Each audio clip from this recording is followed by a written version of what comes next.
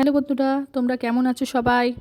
আমি আজকে সেজেগুজে আমার যোগা সেন্টারে সরস্বতী পূজার খাওয়া দাওয়া করতে গেছিলাম। সেখানে গিয়ে অনেকের সঙ্গে দেখা হলো, সবাইকে হাই করে দিতে বললাম আর সবাইকে বললাম আমার চ্যানেলটাকে সাবস্ক্রাইব করে দিতে। যাই হোক, খুব আনন্দ করলাম সেখানে গিয়ে। সবাই আবার হাইও করে দিল।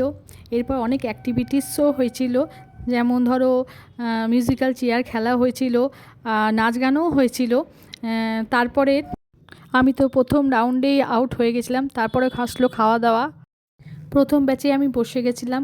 খাওয়া দাওয়াগুলো খুব সুন্দর হয়েছিল, ভুনা খিচুড়ি, বেগুনি, চাটনি, সবজি। খাবারগুলো খুব খেতে ভালো হয়েছিল, অসাধারণ হয়েছিল।